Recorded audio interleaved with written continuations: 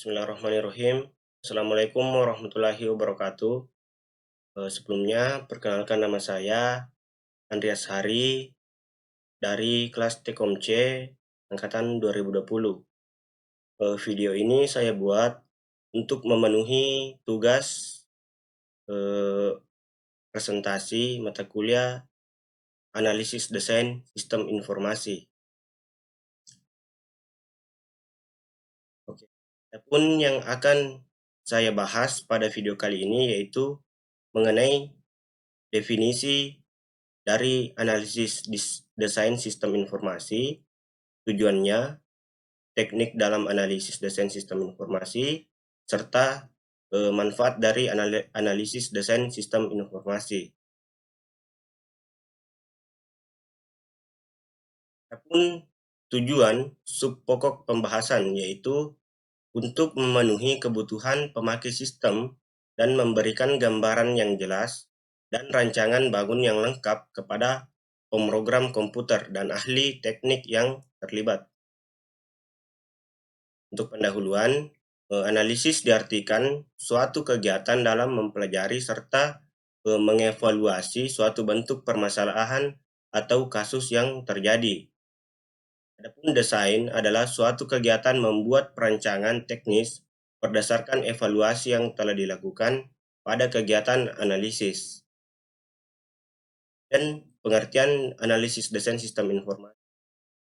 Analisis desain sistem informasi adalah proses penguraian suatu pokok dan menyelidiki keadaan yang sebenarnya dalam sebuah entitas atau guna mencari indikasi komponen dan unsur-unsur penting dalam membangun sebuah sistem informasi. Adapun tujuan dari sistem analisis desain sistem informasi yaitu yang pertama, mengetahui ruang lingkup pekerjaan yang akan dapat ditandatangani, kemudian mempelajari sistem yang sedang berjalan saat ini, ketiga, merumuskan tujuan yang ingin dicapai berupa pengolahan data maupun pembuatan laporan baru. Selanjutnya, mengevaluasi sistem yang ada. Kelima, menyusun suatu tahap rencana pengembangan sistem. Yang keenam, memberikan pelayanan kebutuhan informasi kepada fungsi manajerial di dalam pengendalian pelaksanaan kegiatan operasional perusahaan. Selanjutnya, teknik analisis desain sistem informasi. Nah, kebutuhan sistem informasi akan dimodelkan atau digambarkan dengan teknik analisis dan alat bantu tertentu. Sebagai contohnya, dapat dimodelkan dengan menggunakan yang pertama itu data flow diagram, kamus data, dan spesifikasi proses jika menggunakan analisis terstruktur. Adapun use case diagram dan skenario sistem jika menggunakan analisis berorientasi objek.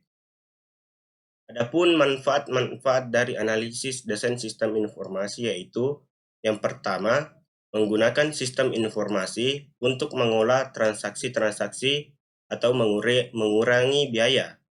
Kemudian, membuat berbagai laporan keuangan dan transaksi yang terjadi.